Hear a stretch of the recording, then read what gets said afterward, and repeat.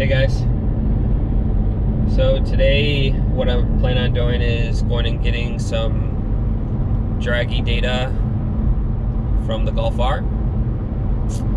Currently it's flash stage 1 plus ECU, stage 2 TCU. I have Sheets 93 octane in the car, same fuel as I ran in the stock test. I plan on doing a couple runs with the current fuel, and then I plan on blending the fuel content up to around E20 with a little ethanol, see how much that will improve the times, and then give you a little bit of data on it. So should be a pretty quick video. Hopefully it's a little bit of data that you're looking for. And next video after that, I'll be installing the turbo inlet as well as the intake, and plan on doing this same type of Dragy testing with those hard parts installed, and we'll see how it goes. So let's get started.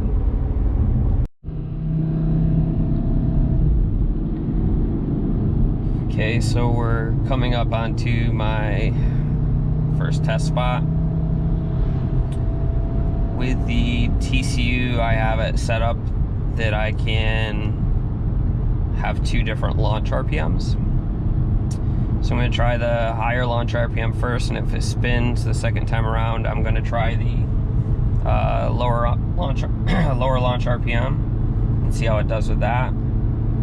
Again, just trying to get as much data as I can, so that way if somebody goes out and wants to flash their car and wants to, set their car up to be as fast as they can, on the first flash, then that's my goal. So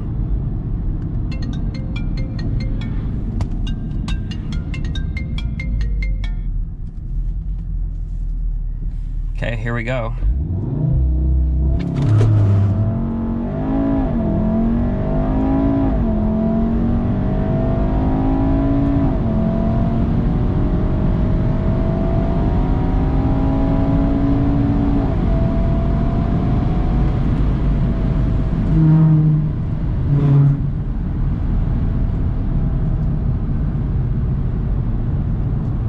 So first run, 12.47 at 109 miles an hour.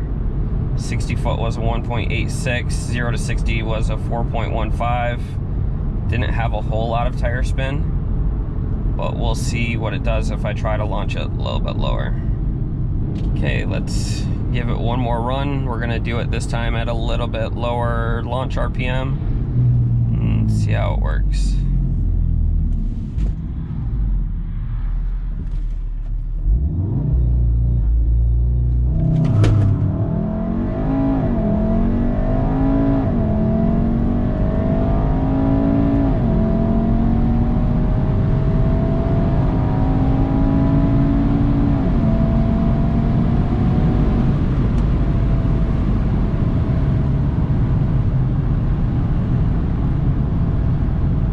That run was a 12.36 with a 1.87 60 foot at 110 miles an hour. So a little bit better. So now what I'm going to do is I'm going to throw a little E85 in, blend to E20. And to do that, I use a little app called E85 Calculator, E85 Mix.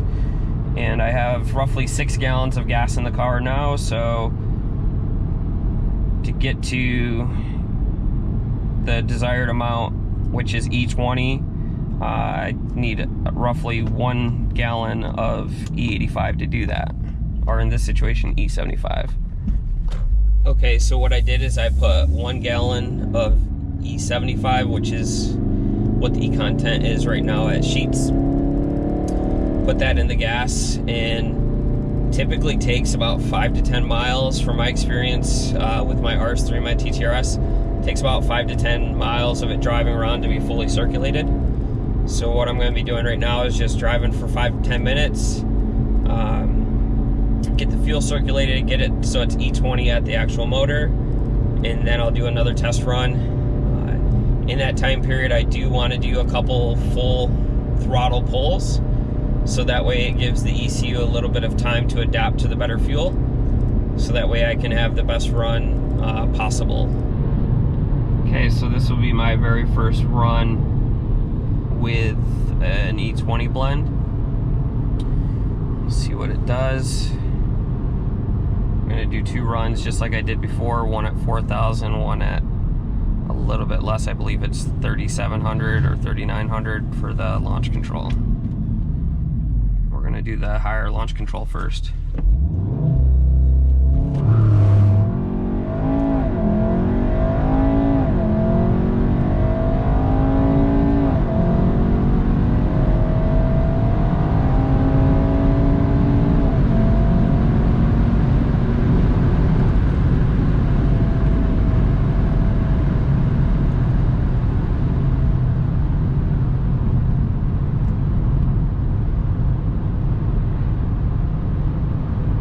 Okay, so it looks like that one's not saying the quarter mile was valid. I must have started a little bit different spot than the last time.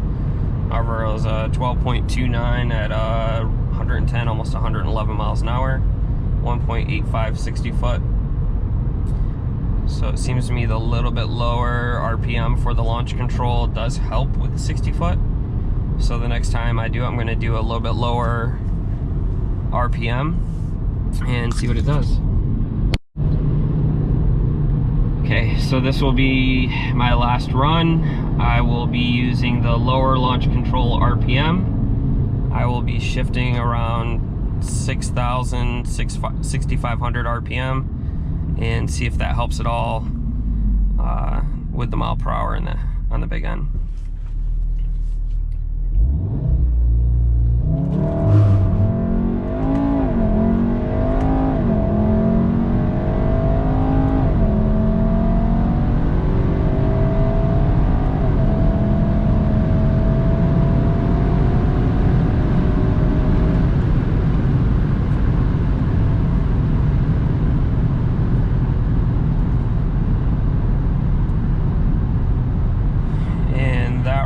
Says it's invalid. A little bit downhill again, and 12.26 at 111 miles an hour. So it does seem that shifting a little earlier than the red line actually helps with the mile an hour. 60 foot still 1.84. 0 to 60 is right around 4 seconds for almost all the runs. If I go in the history, I can look at the past 5 runs that I did, and my best 0 to 60 was 4.03.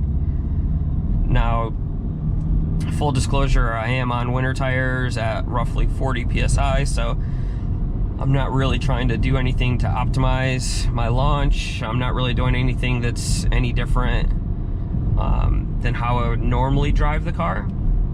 I'm sure at a track where it's prepped, where I can have a sticky summer tire on it, it should be easy to get this car into the 3s for the 0 to 60, and honestly it looks like there's a chance for it to run with no additional hardware, for a chance for it to run, you know, a 12.2, 12.1 at 111, 112 miles an hour with simply you know, a flash.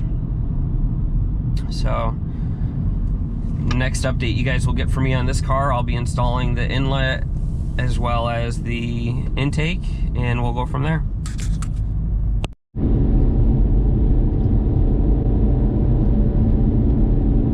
So overall, I've got to say I'm really happy with just a simple flash on the car.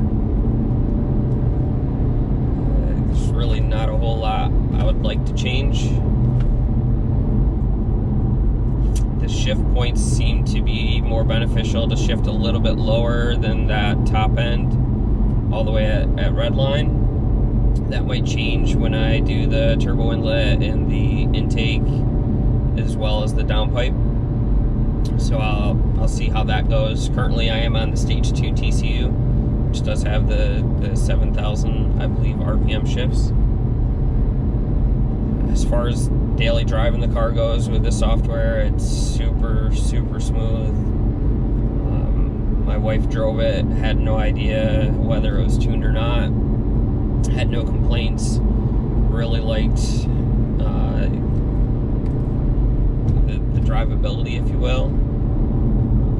So if you're thinking about getting tuned for your Golf R or your S3 or your A3, this is a really OEM plus type of software that feels great, performs great. You know, cut almost a full second off my time from when the car was completely stock. And I have a feeling as I do more hardware, it's going to be pretty easy to go stage 2 and to get this car, you know, 11.6s, 11.5s at the track. So if you guys have any questions, ask below, and if you can, hit subscribe, hit that like button, and share the video with your friends. Have a great day, guys.